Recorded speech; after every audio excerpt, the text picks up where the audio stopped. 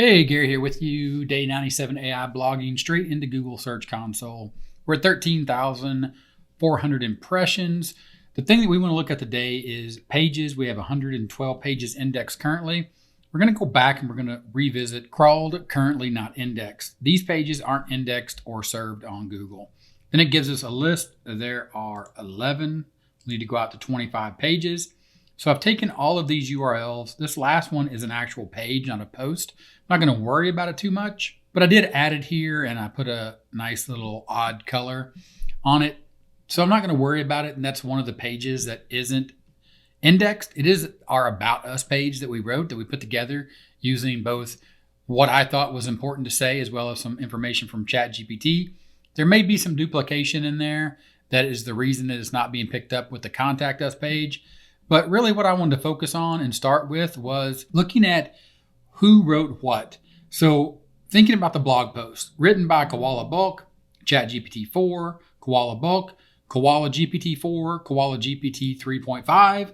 So as you can see, it's not just the posts that were written by Koala Bulk or just the posts that were written by Koala or Koala GPT 3.5 versus Koala GPT-4, but it's some different things going on here that we need to just look at each post individually, read it, understand what, why, or how we can make it better, or why we need to make it better, or what we need to add to make it better, and really just look at what's going on.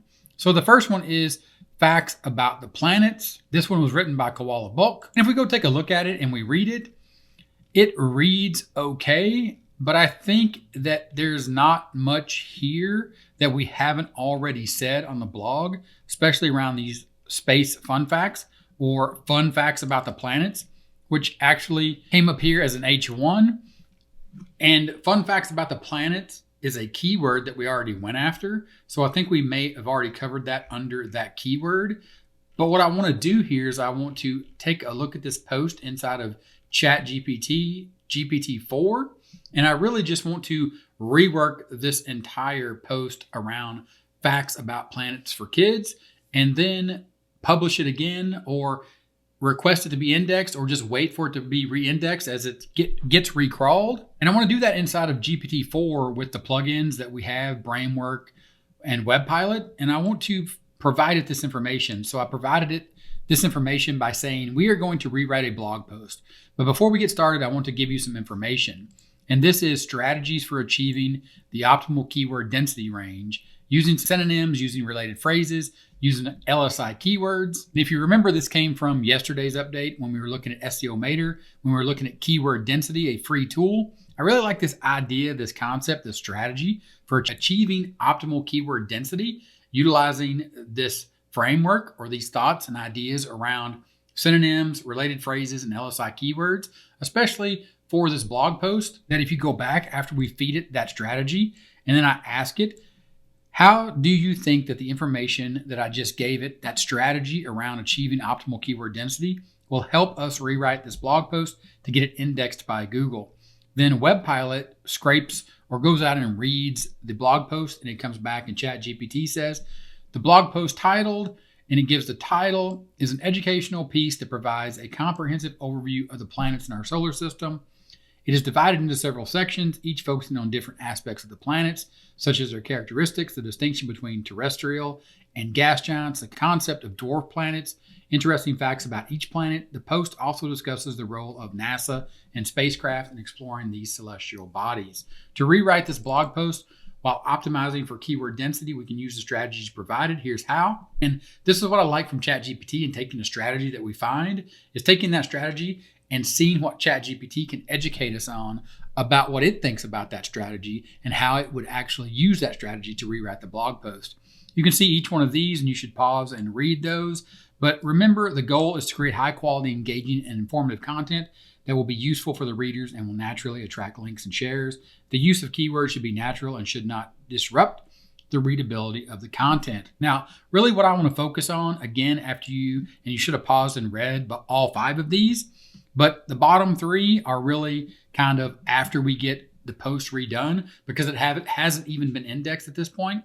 But if we use synonyms and related phrases and change that up, as well as use LSI keywords, but then just rewrite the blog post from the aspect of that keyword. If you go back to the keyword, that keyword here is facts about planets for kids. That's also in the URL, facts about planets for kids. That's the slug. That's the way we've been doing it, using the keyword for the slug. That's the keyword that we want to go after. But I want to use this information that we fed it in this concept, but I really just want to utilize this keyword and just create a brand new post based upon the information we have in the post, but thinking about a different format for the post. And here in this input, I'm really just going to do something completely unique and different than we've ever done before. I'm going to say, using this keyword, facts about planets for kids, and this blog post, that's the URL of the blog post that currently exists. It's published, it's just not indexed. It's been crawled, but not indexed. Please give me a blog post outline that makes this an interesting and gamified adventure post using a Nickelodeon style tone with clues to be found in the post and other posts on the blog. So give them things to look for on the blog and in the post, and a Q&A to fill in to complete the adventure. The idea here is, or my thought process, what I see as the end game here is that there will be a blog post and it will have questions and answers with an introduction that says, okay, now we're going to go find things, facts about the planets.